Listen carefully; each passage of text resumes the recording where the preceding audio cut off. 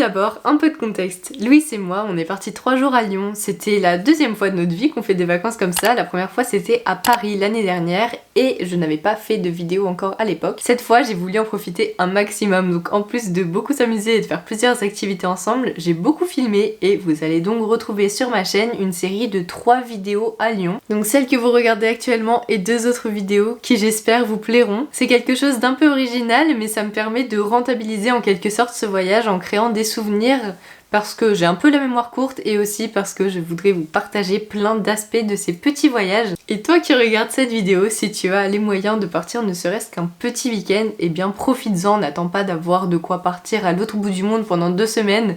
En seulement quelques jours, on peut profiter énormément et découvrir beaucoup de choses. Parfois même de manière plus efficace que si on restait plus longtemps. Enfin bref, j'espère que cette vidéo va vous plaire et on commence tout de suite.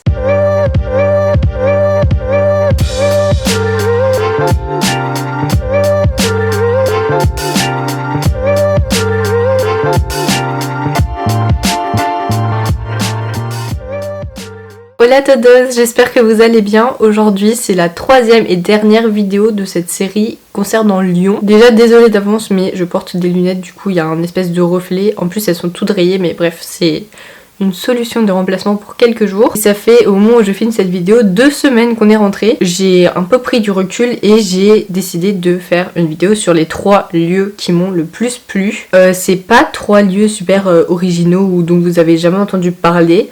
Mais si vous venez d'une autre ville et que vous allez à Lyon pour la première fois, c'est vraiment 3 endroits que je vous recommande qui sont connus mais à la fois où il y a plein de choses à apprendre et beaucoup d'histoires à découvrir.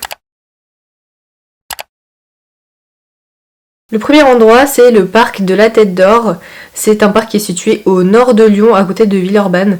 Il a été créé en 1856 et l'objectif à l'époque, c'était d'offrir un grand espace naturel alors que la ville était en train de se développer avec l'urbanisation, etc.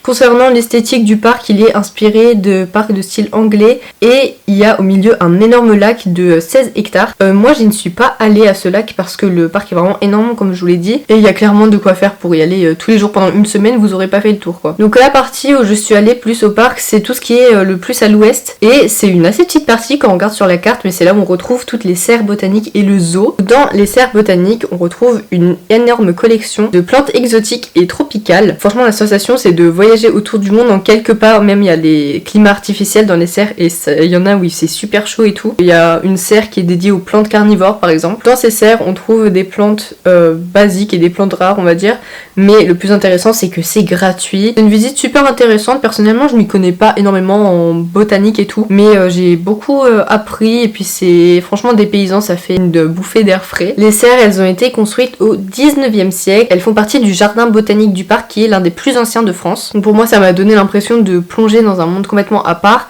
Et un autre endroit qui est tout près des serres, donc également à l'ouest du parc et accessible par plusieurs moyens de transport à partir du centre de Lyon, c'est le zoo qui est gratuit, donc il est totalement gratuit, il est ouvert à tous. Il y avait surtout beaucoup de familles quand on y allait, donc c'est super pour les enfants, mais aussi pour des adultes. Franchement il y a des girafes, genre tu te promènes dans un parc, il y a des girafes. Donc comme dit, on y trouve des girafes mais aussi des différentes espèces de singes. Il y a un chat du désert, ça m'a marqué parce qu'il était trop mignon. C'est très ludique, donc c'est bien pour les enfants, mais c'est aussi intéressant pour les adultes. Après, il faut pas avoir une haine viscérale des enfants parce qu'il y a du bruit quand même. Mais en tout cas, je me suis dit qu'en tant que parent, ça doit être super de pouvoir fournir une expérience comme ça. Ça doit sûrement donner envie aux gens de venir vivre à Lyon en famille et tout parce qu'il y a cette activité qui est tout près. Et pour finir, il y a beaucoup d'événements dans ce parc. Il y a toujours quelque chose qui s'y passe. Il y a beaucoup de gens qui s'y retrouvent et il y a particulièrement un événement que j'aimerais bien voir. C'est le festival des roses qui se tient tous les printemps dans la grande roseraie du parc. Donc en plus des serres qui sont intérieures, il y a tout le jardin botanique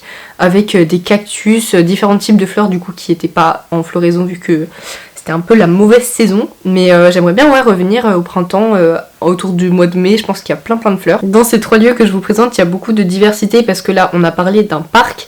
Ensuite le deuxième endroit c'est tout un quartier, c'est le quartier de la Croix-Rousse.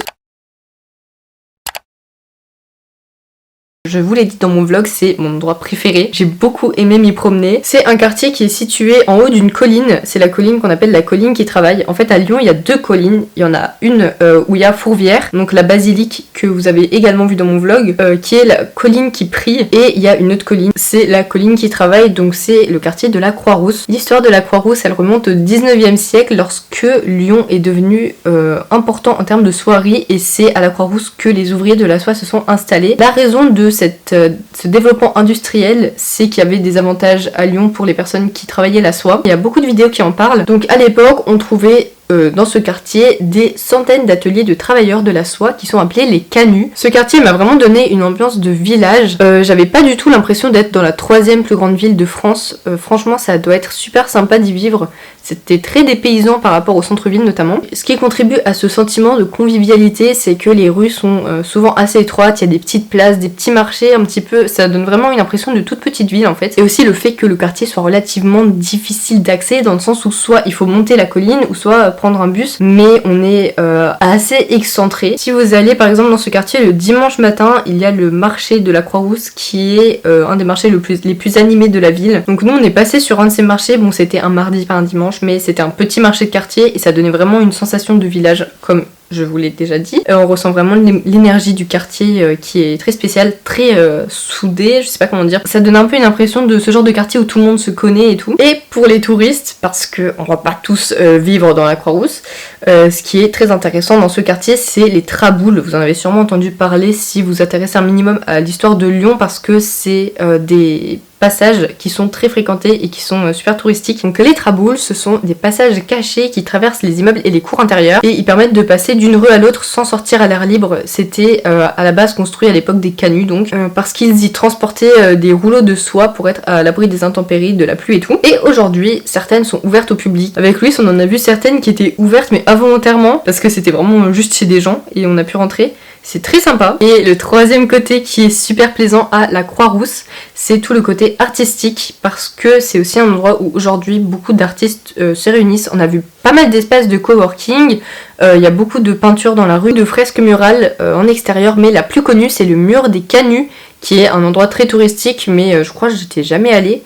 En tout cas, ça m'a énormément plu. C'est une fresque qui fait toute la taille d'un bâtiment. Elle est vraiment gigantesque et elle est très réaliste. Ça donne l'impression que la ville se prolonge dans le mur. Et ce qui est super intéressant, c'est que cette fresque, elle est évolutive. Donc c'est une des plus grandes d'Europe et elle est réactualisée à peu près tous les 10 ou 15 ans pour s'adapter au changement du quartier, au mode de vie, à la modernisation. Et les personnages qui sont dessinés, ils grandissent aussi, ils ont des enfants et tout. Et bien sûr, ce qu'on ne peut pas rater à la Croix-Rousse, c'est la vue, parce que depuis le haut de la colline, on a un panorama magnifique sur toute la ville de Lyon. C'est un spectacle qui vaut vraiment le détour et je rêverais de me lever tous les jours en ayant cette vue. Pour moi, ce quartier, il a un côté humain et authentique, avec encore une fois beaucoup d'artistes. Ça a l'air très sympa d'y vivre et chaleureux. Finalement, c'est un endroit où on retrouve un mélange d'histoire, de culture, de modernité et de tradition. Et donc tout ce quartier reste un incontournable que je vous recommande. Le 3e et dernier endroit, c'est un musée, c'est le musée des Confluences, qui est un des plus connus de Lyon je pense. Il se trouve, comme son nom l'indique, à la confluence entre le Rhône et la Saône. C'est un bâtiment qui est assez récent parce qu'il a été inauguré en 2014 et il est intéressant architecturalement par son apparence futuriste en verre et en acier, et les architectes qui l'ont conçu l'appelaient le nuage de cristal. Ce musée, j'y suis déjà allée plein de fois quand j'allais visiter ma famille qui habitait près de Lyon, et je m'en lasse pas, j'y suis retournée avec Louis, c'était un plaisir encore une fois. Ce qui me plaît le plus, c'est les expositions temporaires, parce que du coup, je les avais jamais vues. Et en fait, tout le premier étage du musée est dédié à ces expositions temporaires qui explorent des sujets modernes. Quand on y est allé, j'ai visité 2 sur les 4 expositions, donc celle sur les rêves et celle sur les épidémies. C'est, comme je vous l'ai dit, des expositions qui sont plus dans l'air du temps, donc les épidémies, j'imagine que ça a été créé à l'époque du Covid. Et les expositions, elles restent entre 6 mois et 1 an, mais il y a énormément beaucoup de préparation avant. Et au 2e étage, il y a 4 parcours principaux qui parlent des origines de la vie, des sociétés humaines, des récits et des mythes. C'est un lieu où on peut en découvrir beaucoup sur les sciences naturelles. L'endroit que je visite à chaque fois, c'est là où il y a tous les animaux. Et il y a aussi une autre où il y a des dinosaures je crois, mais en fait je suis deg parce qu'on n'a pas pu y aller, on était un peu trop tard cette année. Il est tout à fait adapté à un public adulte et aussi un public enfant.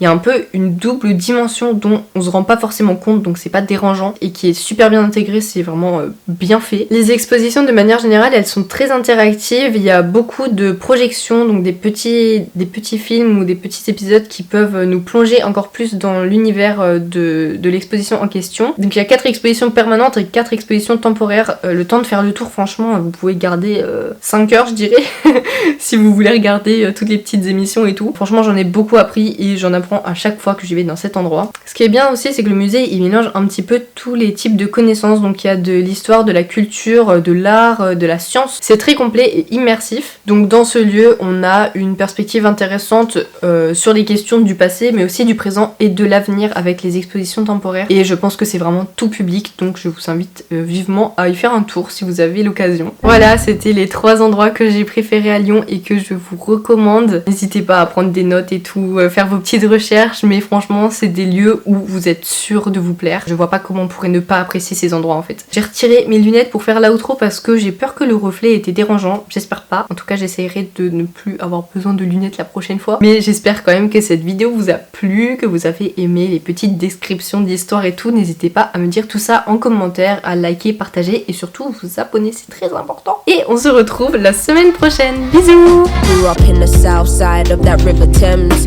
Hard to think outside the box when you're stuck in the ends. I had dreams of many things as a young and I was 14 when the streets offered tough loving.